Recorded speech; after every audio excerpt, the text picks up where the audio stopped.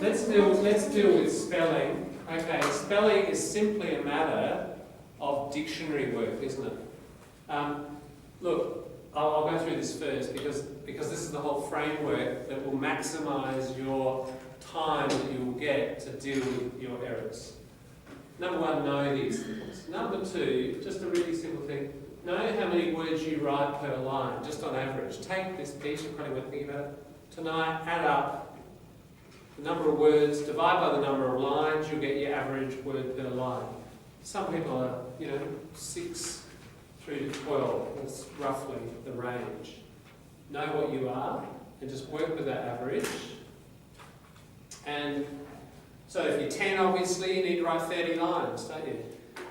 And you keep your eye on that. And then another thing that would be good to know, just roughly, is how many lines per page do you write? Do you write 10, 15? If it was 15, then you need to write 2 pages. If you're 10 per line. Just rough things like that will help you quickly calculate, and time management, of course, is really critical in an assessment.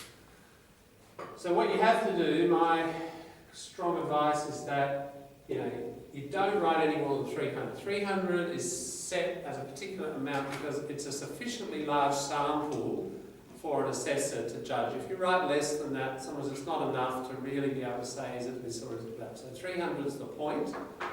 So if that's the point, that's all you need to write. Don't go on and write more because it's not a course in the sociology of migrant integration, is it? I mean, it's interesting to read your thoughts, but ultimately I'm assessing how you do, how you write, not what you write. So make sure you wind up within the 300 and then straight away try and do that in an hour and you've got a full out. If you can do it even quicker, great. Some of you probably could write more quickly and even have a bit more than an hour to edit. Now basically, if you've got 4 error types you've got to edit for, that's roughly about a quarter of an hour per edit, isn't it? Per error type. So let's take spelling, for example. Basically, maybe as you write, I don't mind if you just sort of lightly underline things. I just ignore all that stuff. I'm pretty used to reading fairly untidy stuff, If you leave spaces between your lines, you have a lot of room in there to write. It will still be fairly clear. My problem is when people don't and they shrink it down and then they squeeze stuff in, and then that's hard to read. That interferes with meaning, and even unconsciously it's going to mean I think, oh, this is tangled and it's not clear. I'll probably just tend to mark it down, So give yourself that space. And, underline words as you go if you're not thinking, oh, I have to go back and check that spelling. Just put an underlining on it.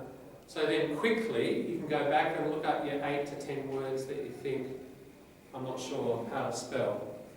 And, a practice could be, just in the next couple of weeks, look up words in dictionaries a lot. You'll get faster even in a week. Oh, I don't know how to spell concentration.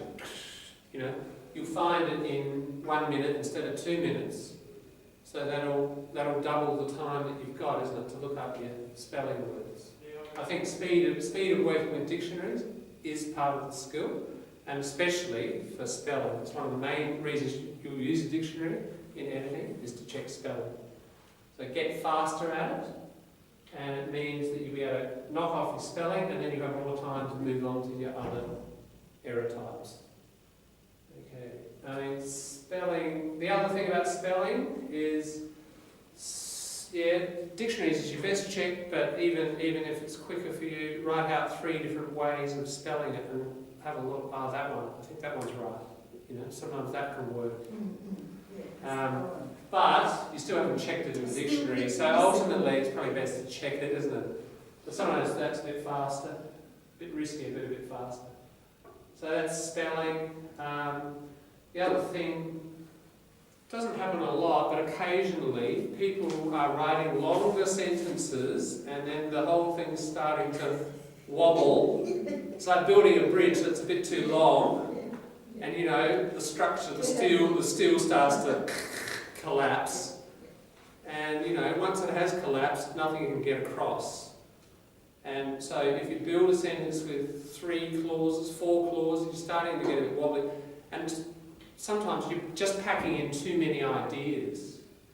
And it goes on and on and on. Hannah, you had a very nice long one at the end there, didn't you? That was great. That was one of the best. It was almost the whole page, wasn't it? Yeah. You actually handled it grammatically pretty well, but it's just too long. Oh, yeah. You've got to give the reader time to mentally breathe, you know. I have to cut it. Yeah. You actually have good control over it, but it's too long. That's a little bit different from when, just the length means somebody's getting out of control with the grammar, you know, that's a more serious problem. And look, if that crashes, then, you know, that's a serious road accident, isn't it? And that really affects the whole piece a lot.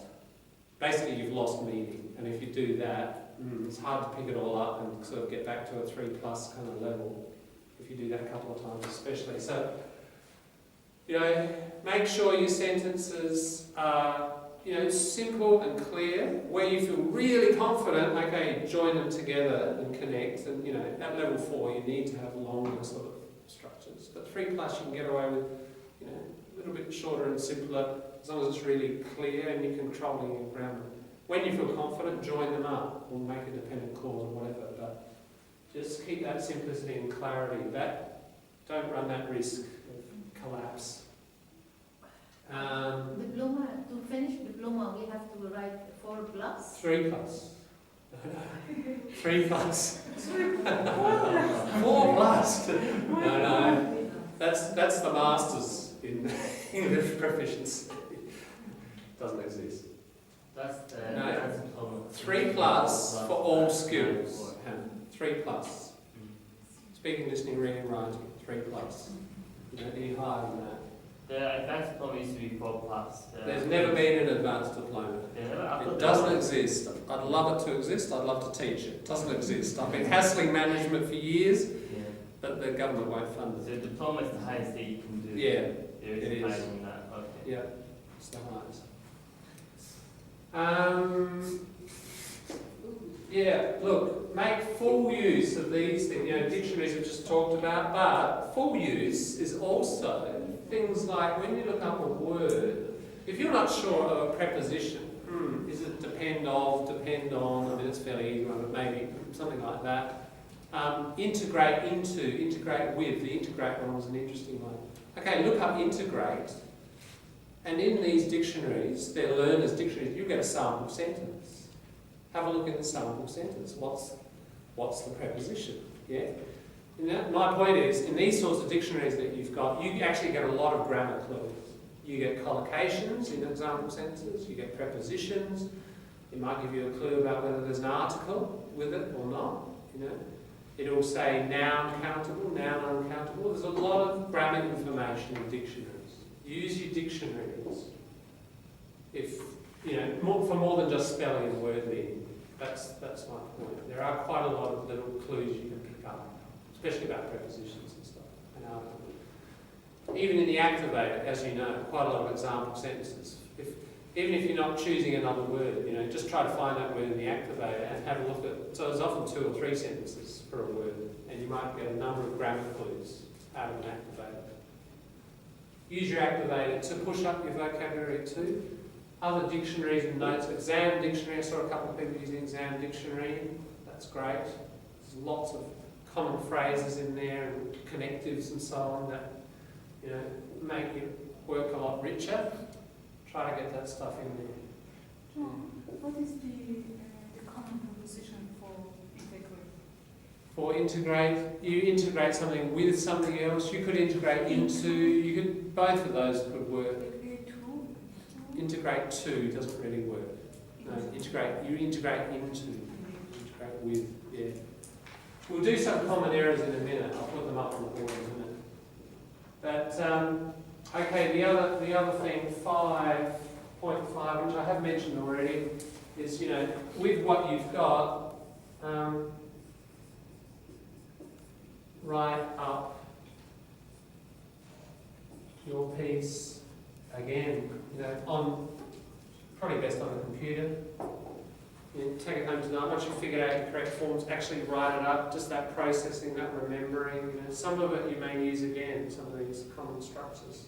Not everything, obviously, but quite a bit gets repeated. If you couldn't find the right one, for example, some word, round word, maybe we cannot find it.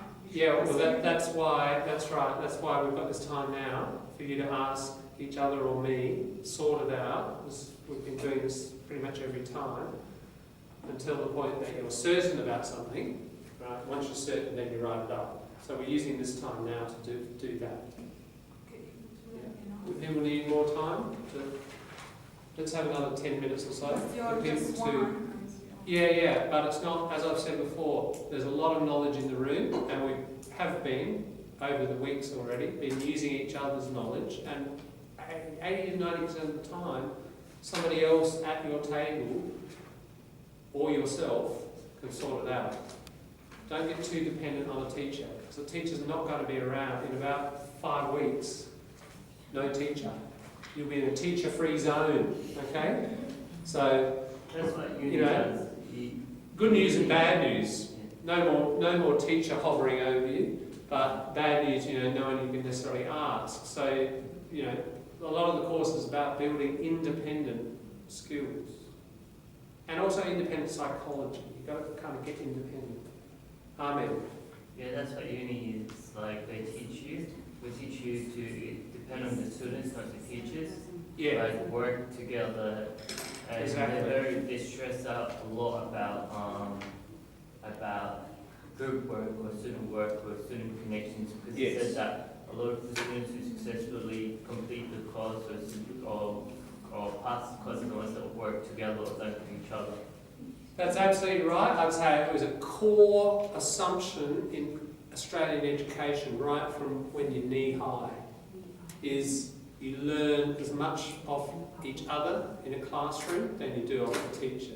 And the teacher is there just to, you know, assist those processes and that communication where you learn off each other. You mean the last stage is asking you? That's right, exactly, you got it. The last stage is asking me, because 80 to 90 to 95% of the errors you will sort out in your group. Exactly. So let's do another 10 minutes of that, quarter of an hour. And let's leave no error unsolved, alright? Your job at your table is not just to sort out your errors, your job is to help sort out anybody else's, so the whole table has no errors unsolved, unanswered.